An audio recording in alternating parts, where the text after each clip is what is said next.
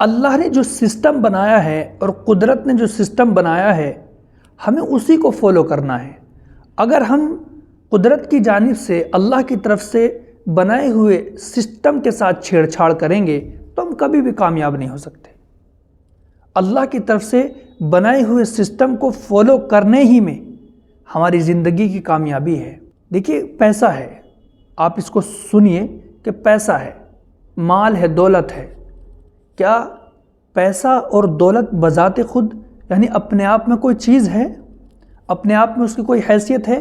جب تک کہ ہم اس کے ذریعے سے کوئی سامان نہ خرید لیں، اس کے ذریعے سے ہم کوئی سامان نہ لے لیں۔ اگر ہم قدرت کی جانب سے بنائے ہوئے سسٹم کے خلاف جانے لگیں اور کہنے لگیں کہ نہیں ہم اس پیسے کا کچھ نہیں خریدیں گے، ہم اس ہی پیسے کو استعمال کریں گے، تو کیا ہم کامیاب ہو سکتے ہیں اور ہم زندگی گزار سکتے ہیں؟ یقیناً نہیں گزار سکتے۔ ایک یہودی کا واقعہ میں آپ کے سامنے رکھتا ہوں، اس سے آپ کو پتہ چل جائے گا، جو بات میں نے بتائی ہے وہ آپ کے اچھے سے سمجھ میں آ جائے گی۔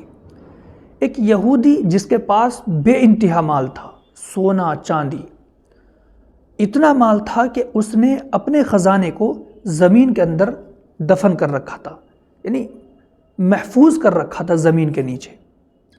ایک دن اس کو خیال آیا کہ میں اپنے مال کو جا کر کے دیکھتا ہوں، لیکن اس نے اپنے چوکیدار کو بھی نہیں بتایا۔ اب وہ گیا چپکے سے چوکیدار کو بتائے بغیر، لیکن جہاں پر وہ گیا اور جہاں پر وہ دروازہ لگا ہوا تھا، جہاں پر مال تھا، وہ اس دروازے کا سسٹم ایسا تھا کہ وہ اندر سے بند تو ہو جاتا تھا لیکن اندر سے کھلتا نہیں تھا۔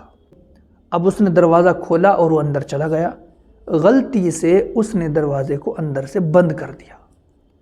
یہ بات اس کے ذہن سے نکل گئی کہ اندر سے دروازہ بند تو ہو جاتا ہے لیکن کھلتا نہیں ہے۔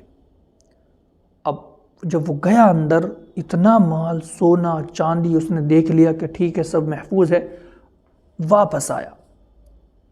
اب وہ دروازہ نہیں کھول سکتا، خوب کوشش کی اس نے، دروازہ نہیں کھل رہا ہے۔ اس کا مال اس کے پاس ہے، سونا ہے، چاندی ہے، اسے بھوک لگ رہی ہے، لیکن وہ اس سے بھوک نہیں ختم کر سکتا۔ اس کو پیاس لگ رہی ہے، وہ اس سے پیاس نہیں بجھا سکتا۔